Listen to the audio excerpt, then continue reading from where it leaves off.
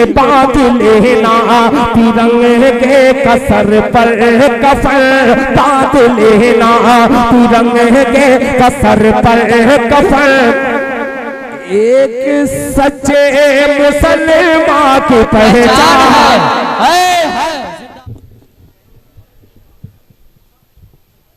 अस्सलामु अलैकुम वरहमतुल्लाहि वबरकातुहू। भाई सबसे पहले मैं आप सब से और भाई शहनवाज साहब से, जनाब दिल खैराबादी साहब से माजरत खा हूँ ताखिर से आने के लिए। मामूल के मुताबिक मैं आज फजर की नमाज के बाद सो गया था, उलमा इकराम से माजरत। लेकिन शहनवाज भाई मैं एक बात बता दूं कि ख्वाब कभी झूठा बयान नहीं करना चाहिए, क्योंकि ख्वाब की निस्बत अल्लाह ताला की तरफ से होती है। मैं फजर की नमाज के बाद सोया था, मैं ख्वाब में देख रहा हूँ कि मौलाना तारिक जमील साहब की कॉल आ रही है मेरे पर, और मैं किसी वजह से वो फ़ोन उठा नहीं पा रहा हूँ। और जब मेरी आँख खुलती है तो मैं देखता हूँ कि भाई शहनवाज साहब की तकरीबन 7 से 8 कॉल पड़ी हुई है। देखिए कि जो तशबीह हो रही है, अल्लाह की नज़र में कौन इंसान कितना प्यारा है ये कोई नहीं जानता है। भाई शहनवाज साहब मैं आपका शुक्रगुजार हूँ, इस हकीर फ़कीर बंदे हुए तौकीर नाचीज़ तारिक उमर को आपने आवाज़ दिया। बहरहाल मैंने आपकी आवाज़ पर लब्बैक कहा, देर ही सही माजरत खा हूँ। मैं आपके लिए शेर पढ़ता हूँ कि नज़र में दर्द लाया हूँ, जिगर में प्यार लाया हूँ। जनाब दिल खैराबादी साहब की तवज्जो, आप लोग जरा अपने होने का सबूत दीजिए। मैं खैराबाद की सरजमीन पर आता जाता रहता हूँ, यहाँ के लोगों को अच्छी तरह पहचानता हूँ, यहाँ के लोग भी मुझे पहचानते हैं। नजर में प्यार लाया हूँ, जिगर में दर्द लाया हूँ। नजर में प्यार लाया हूँ, जिगर में दर्द लाया हूँ, नजर में प्यार लाया हूँ। मोहब्बत के हंसी दामन का मैं भी एक साया हूँ। और शहनवाज भाई न जाने क्या कशिश है आपकी बंदा नवाजी में, न जाने क्या कशिश है आपकी बंदा नवाजी में, कि मैं दीवाना होकर आपकी महफिल में आया हूँ, कि मैं दीवाना होकर, कि मैं शुक्रिया भाई शहनवाज भाई, शुक्रिया। अच्छा मैं मजमे को थोड़ा सा बेदार करने के लिए वो नारा लगाना चाहता हूँ। जब तक नारा नहीं लगेगा तब तक आपके रगों में जो हुब्बुल वतनी का जो खून दौड़ रहा है वो तब तक जो है उनके अंदर इनकलाब नहीं आएगा। कहिए एक साथ मिलकर के हिंदुस्तान, और तेज हिंदुस्तान, जश्न यौमे आजादी, जश्न यौमे आजादी, मौलाना अबुल कलाम आजाद, मौलाना अबुल कलाम आजाद, महात्मा गांधी, महात्मा गांधी, टीपू सुल्तान, मौलाना हुसैन अहमद मदनी, मौलाना हुसैन अहमद मदनी, शेखुल हिंद, शेखुल हिंद, उलमाए कराम, उलमाए देवबंद भाई जिंदाबाद जिंदाबाद। अच्छा स्टेज पर कुछ ऐसी मोतबर शख्सियात हैं, अगर मैं उनका नारा ना लगाऊं तो यकीनन मेरी पकड़ होगी। जनाब हाजी शाहिद रजा साहब, जरा उनकी मोहब्बत में पूरा मजमा एक साथ बोले, जनाब हाजी शाहिद रजा साहब, जनाब मौलाना नफीस साहब, जनाब मौलाना मुजीबुर रहमान साहब, जनाब मौलाना मुजीबुर रहमान साहब, जनाब हाजी परवेज साहब, जनाब हाजी परवेज साहब, जनाब शहनवाज दिल साहब, जनाबे दिल खैराबादी साहब, जनाबे दिल खैराबादी साहब। यकीनन आज का ये प्रोग्राम शानदार, आज का ये मौसम बहुत खूबसूरत, वाकई में आज का ये दिन जश्न यौमे आज़ादी ही नहीं बल्कि एक त्यौहार है हमारा। और प्लस मैं एक बात बता दूं कि आज जुमा का दिन है, हमारा दीनी त्यौहार भी है। दो खुशियों का संगम, यकीनन आप सब काबिल मुबारकबाद हैं। फिर एक बार दिल की अथाह गहराइयों से आप सबको जश्न यौमे आज़ादी की ढेर सारी मुबारकबाद पेश करते हुए, चूंकि जुमा का दिन है, वक्त की किल्लत दामनगीर है, आइए मैं फहरिस्त को सीधे सीधे आगे बढ़ाते हुए इस वक्त मैं हजरत मौलाना हाफिज वकारी मोहम्मद अहमद साहब खैराबाद से गुजारिश कर रहा हूँ कि हजरत वाला तशरीफ ले आएँ और अपने नासिहाना मुख्तसर कलमात से हम सबको मुस्तफीज फरमाएं।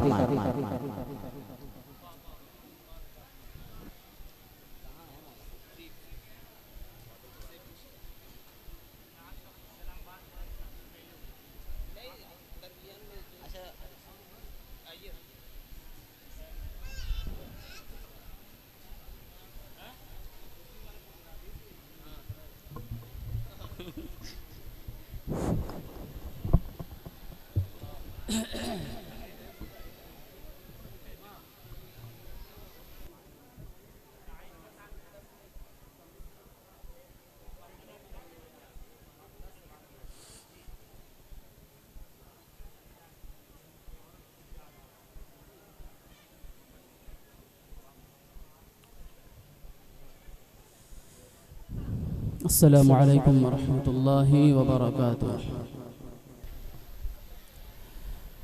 नहमदुहु व नुसल्ली व नुसल्लिमु अला रसूलिहिल करीम अम्मा बअद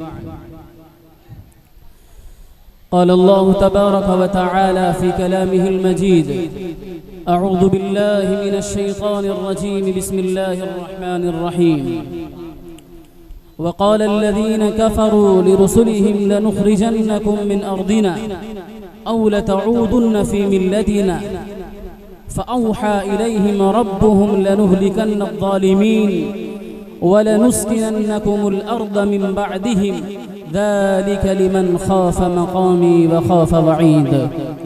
सदक़ल्लाहुल अज़ीम। मेरे मुहतरम बुजुर्गों और दोस्तों, कुरान करीम की जिस आयत को मैंने अपना मौजू बनाया है, कुरान करीम की ये आयत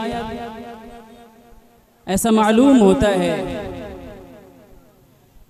कि आलम इस्लाम बल्कि हमारे इस मुल्क अज़ीज़ की जो मौजूदा दास्तान है, जो मौजूदा हालात हैं, कुरान करीम की ये आयत करीमा ये उसकी अक्कासी करती है।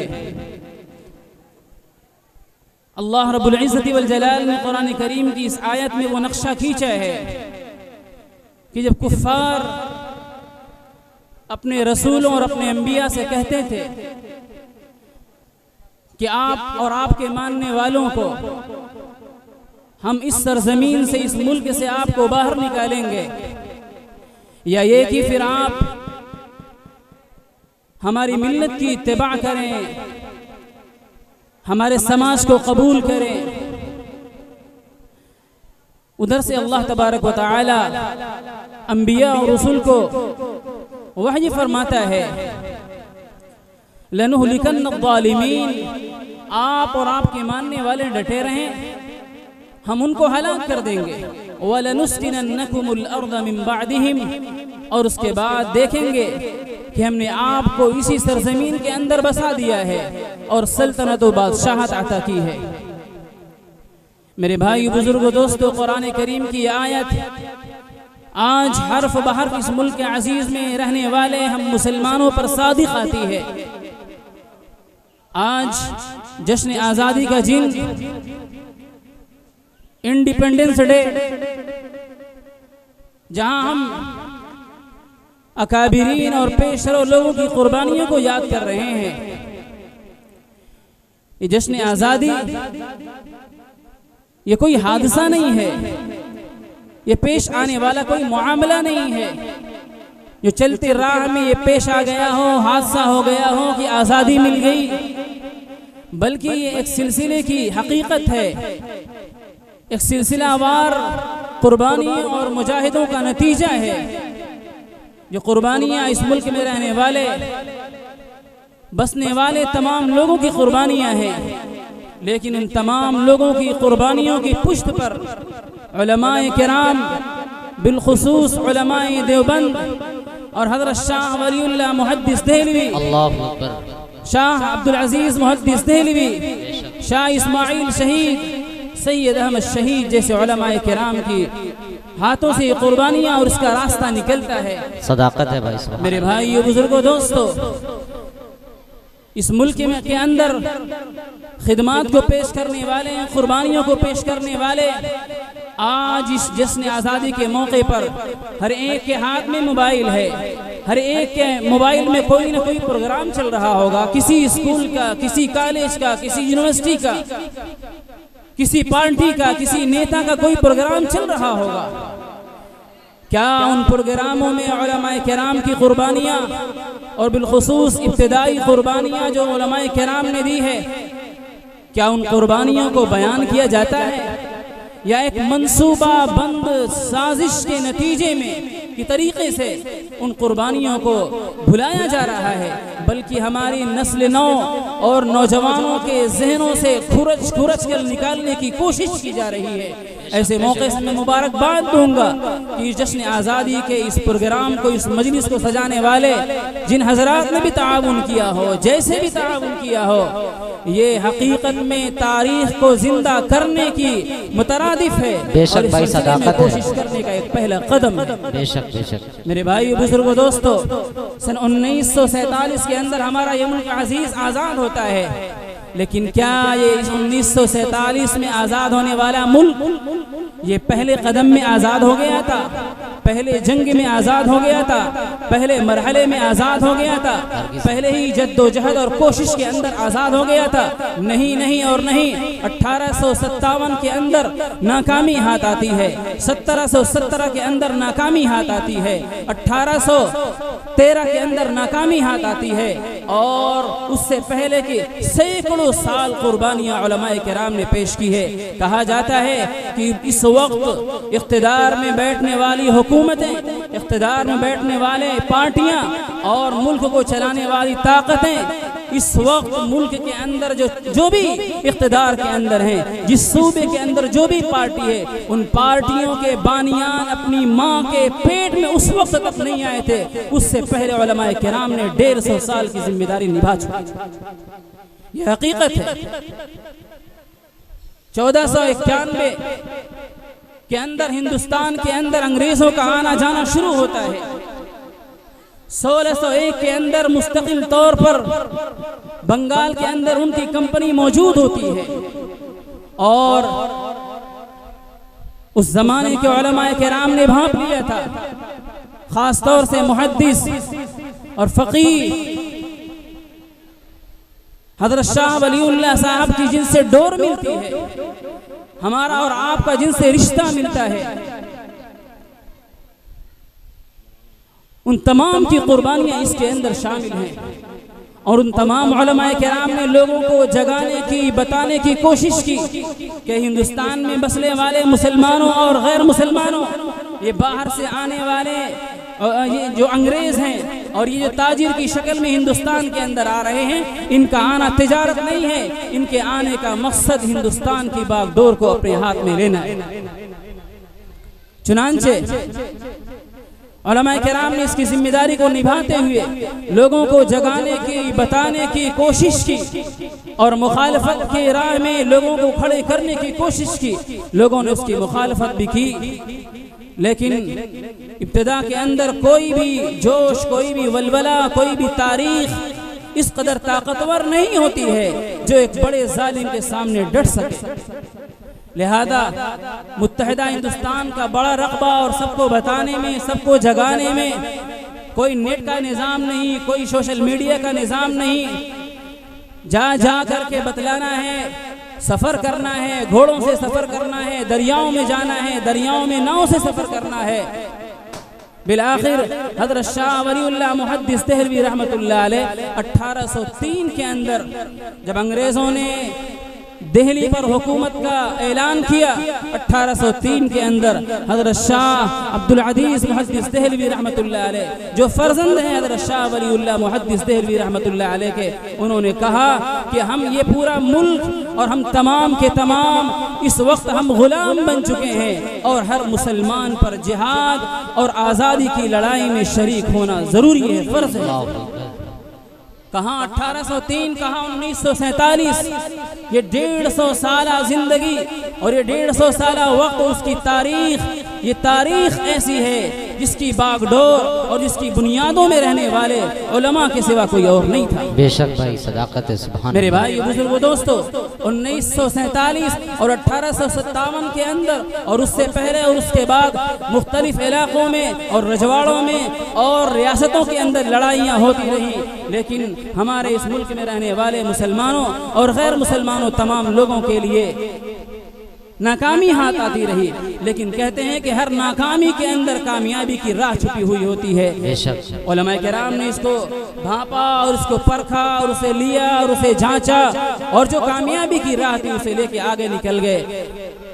और 1857 के बाद मंसूबा बंद तरीके से तमाम उलमाए किराम और तमाम ज़ुआमा और लीडरान और मुल्क में बसने वाले तमाम कम्युनिटी के तमाम सरबराहान ने ये तय किया कि अब इस मुल्क को आज़ाद करा करके दम लेना है। मेरे भाई बुजुर्गों दोस्तों, बिल आखिर ये मुल्क हमारा 1947 के अंदर आज़ाद होता है और इस मुल्क को चलाने के लिए एक निज़ाम, एक कानून बनाया जाता है जिसके अंदर तमाम शहरों, तमाम रहने वालों को यकसां उनको यहाँ रहने का मकाम दिया जाता है।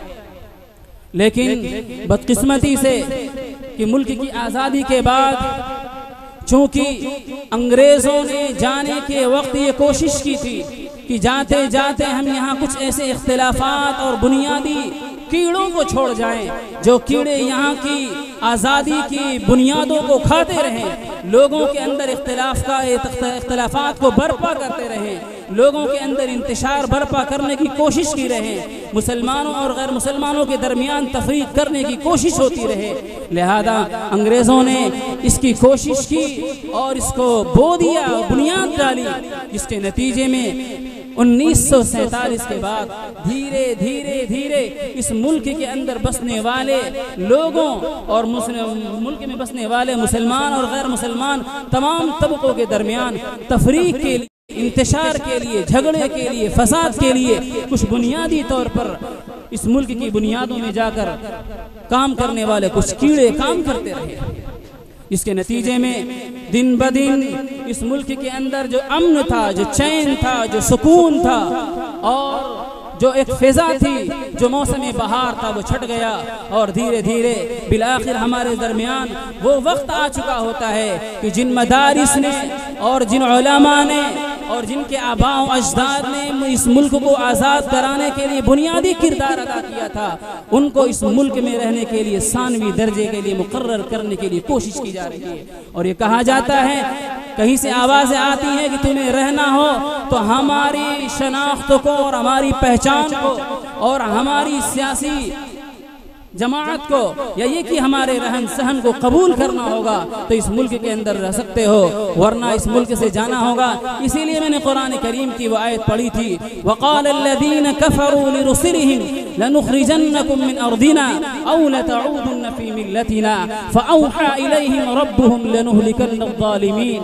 व लनुस्किनन्नकुमुल अर्द मिन बअदिहिम ज़ालिका लिमन ख़ाफ़ मक़ामी व ख़ाफ़ वईद। मेरे भाई बुजुर्गों दोस्तों, मेरे नौजवान साथियों, ये मुल्क हमारा है, हम सब का है। हमारे असलाफ ने, उलमा ने, आबा व अजदाद ने इस मुल्क को आज़ाद कराने के लिए कुर्बानी दी थी। हम इंशाअल्लाह इस मुल्क के आईन के तहफ़्फ़ुज़ के लिए कुर्बानियाँ देंगे इंशाअल्लाह। जिन इदारों ने इस मुल्क को आज़ाद कराने के लिए कुर्बानियाँ दी थी, उन इदारों के तहफ़्फ़ुज़ के लिए, उनके बचाव के लिए, उलमा के बचाव के लिए, मदारिस के बचाव के लिए, खानकाहों की बचाव के लिए, ईदगाहों की बचाव के लिए और इस मुल्क की सारी जिम्मेदारियां निभाने के लिए और सारे अमन को बरकरार रखने के लिए, अमन को बहाल करने के लिए, यहाँ बरकत लाने के लिए, यहाँ अच्छी फिजा कायम करने के लिए जो कुर्बानियाँ उलमाए किराम ने जश्न आज़ादी के तौर पर की थी, वो कुर्बानियाँ हम उसके तहफ़्फ़ुज़ के लिए इंशाअल्लाह करते रहेंगे। और ये उस वक्त तक नहीं हो सकेगा जब हम की मुत्तहिद न हो और एकजुट न हो, इसलिए कि इख्तिलाफात के साथ, इंतशारात के साथ, इनफरादी हैसियत के साथ कोई कुर्बानी अहमियत की हामिल नहीं होती है। इसलिए कि रियासतों के अंदर 1857 से पहले जहाँ भी जंगें हुई और जहाँ भी अंग्रेज़ों के सामने लोग खड़े रहे और डटे रहे, वहाँ नाकामी हाथ आई। इसलिए कि कोई न कोई मीर जाफ़र निकला, कोई मीर सादिक निकला जिसने गद्दारी की और इस मुल्क को आज़ाद होने से वो रोक लिया।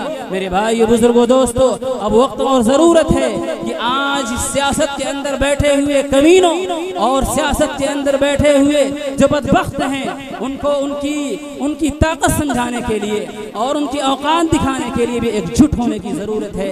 कि कुछ भी होगा, तुम मदारिस को हाथ नहीं लगा सकते, तुम मसाजिद को हाथ नहीं लगा सकते, तुम मकातिब दीनिया को हाथ नहीं लगा सकते। मकातिब दीनिया, मदारिस और मसाजिद हमारी रूह है, मदारिस कोई जगह नहीं है। हिंदुस्तान के अंदर अगर 2 मुसलमान होगा, इंशाअल्लाह एक कुरान पढ़ने वाला होगा, दूसरा कुरान पढ़ाने वाला इंशाअल्लाह। हिंदुस्तान के अंदर एक मुसलमान होगा उसके दिल के अंदर ला इलाहा इल्लल्लाह का कलमा मोजिज़न होगा और उसे बुलंद करता रहेगा और उसे सजदा करने से इंशाअल्लाह कोई रोक नहीं सकेगा। मेरे भाइयों बुजुर्गों दोस्तों, मैं अपने इन्हीं चंद कलिमात पर अपनी बात का इख्तिताम करता हूँ। व आखिर दावाना अनिल हम्दुलिल्लाहि रब्बिल आलमीन।